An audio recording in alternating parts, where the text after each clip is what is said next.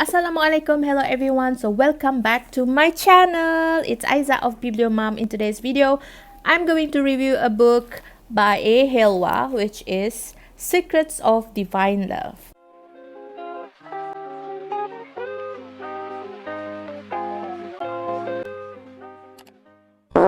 As you guys can see, I have a new background. It's actually my old bookshelf, but I added a new one. Okay, Secrets of Divine Love. I don't know where should I begin with this book review, but I think this is a masterpiece that have been shedding a new light into my life. I don't think that if it's too much for me to say that it kind of changed my perspective about seeing God, Islam, and what it really meant to be a Muslim. So basically this book just tells us and teach us how to love, how to live in diversity, how to appreciate people more and get to know ourselves by knowing our God, Allah. So as I was reading this book, I'm kind of free from any expectations that I have towards myself and towards other people. And the most important thing is it strengthens my faith. This book have 12 chapters, which is Chapter 1, Allah, the origin of love. Chapter 2, who are you? Chapter 3, the mysterious world of the Quran. Chapter 4, the spiritual dimensions of Islam. Chapter 5, Tawbah, repent and return to unity. Chapter 6, Shahada, the ecstasy of oneness. Chapter 7, Salat, how to tune into divine love. Chapter 8, Zakat, giving as an instrument of God. Chapter 9, Ramadan, the holy month of fasting. Chapter 10, Hajj, a pilgrimage to God. Chapter 11, the spiritual secrets of death. And Chapter 12, the mysteries of heaven and hell. Some of the things that I have learned throughout reading this book is life is full of uncertainties. As a believer, when we submit ourselves, when we really trust God's presence, our heart will be at peace and we will experience the freedom that we always seek for in this dunya. At some point, when you do all this, when you accept, you will be free of any expectations. You will be free of the feelings that has been burdening you for such a long time. I also realized that our work on earth is not to become something different, but to awaken from the illusion that we are separate from what we seek, like fame, wanting to be someone, all of those things. But at the end of the day, we are just servant to God. And when we really realize that and grasp the real meaning behind that, when we did not get what we want to, and we did not be who we want to be in this dunya, then we're not going to feel very awful, because we know at the end of the day what's our real purpose and who we are. It also teaches us something about mindfulness when we do some kind of zikr, which is intention remembrance, like stated in page 62 here. The power of intentional remembrance is that it brings your awareness to the present moment, which is where God is most intimately experienced. I have scribbled some notes here. The act of zikr brings us to the present, brings awareness. It's a mindfulness practice. There's one quote that I would like to share with you guys, which is, "On the darkest nights of our souls, the Quran is a faithful companion with embracing arms. For every feeling we are experiencing, the Quran has a soothing verse, and for every pain we carry, it has a timeless remedy.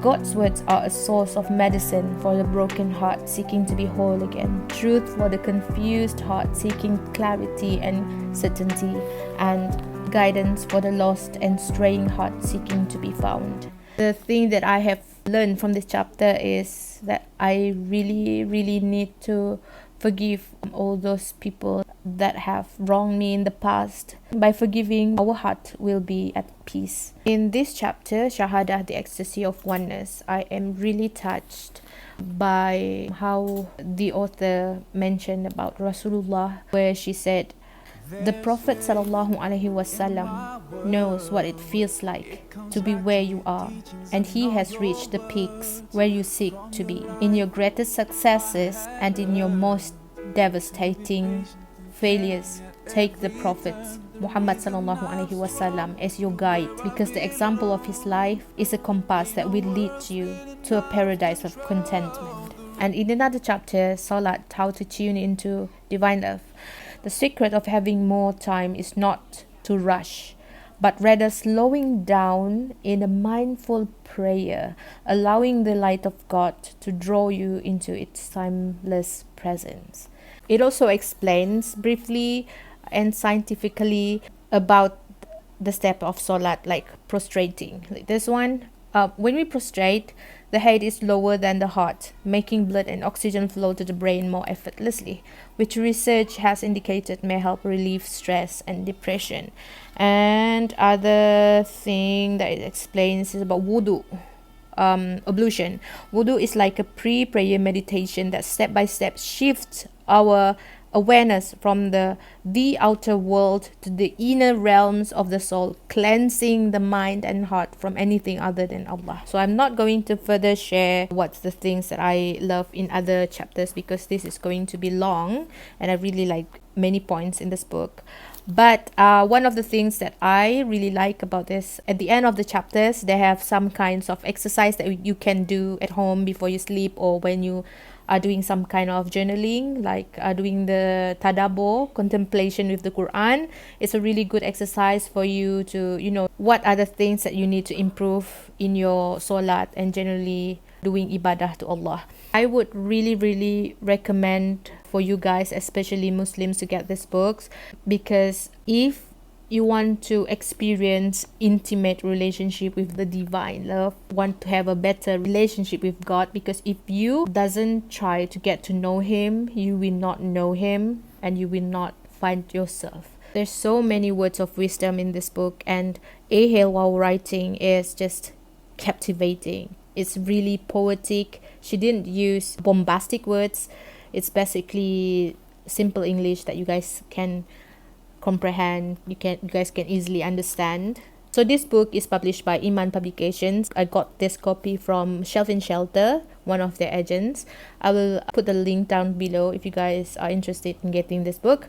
They ship worldwide. So yeah, I guess that's all for today's video. I hope you guys enjoyed this. If you guys do, please give it a thumbs up, comment, and share the love. Don't forget to hit that subscribe button and turn on that notification bell to know when I'll be posting my next video. I guess I see you on my next one. Bye. Assalamualaikum.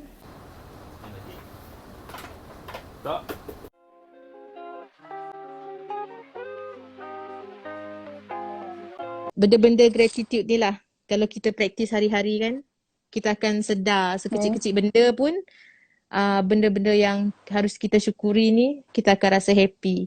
Kadang-kadang satu hari tu kan macam rasa malang sangat. Ada je lepas dah jatuh ditimpa tangga. Tapi bila kita fikir balik, oh hari ni aku masih boleh melihat. Hari ni aku masih ada daya untuk solat. Hari ni aku masih boleh mendengar. Sekecil-kecil benda tu kalau kita buat gratitude, life kita tu akan happy.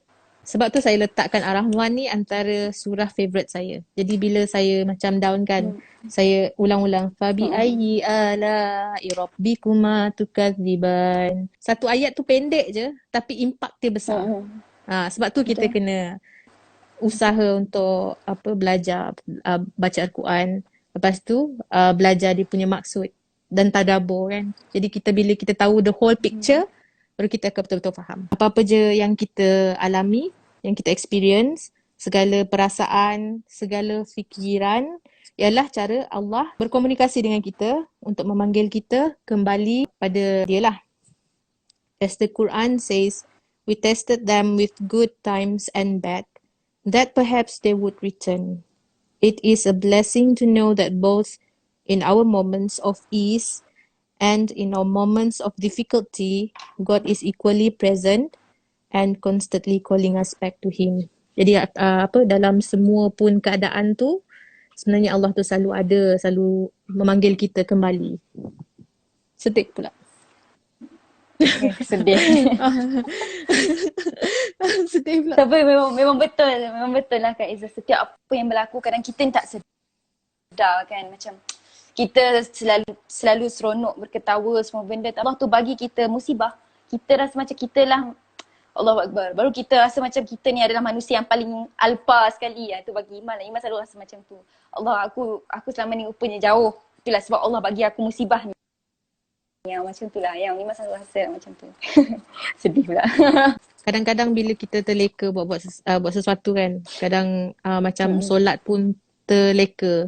Satu, saya rasa salah satu kelebihan pada kita bila Allah timbulkan kesedaran tu, maknanya kita masih ada keimanan.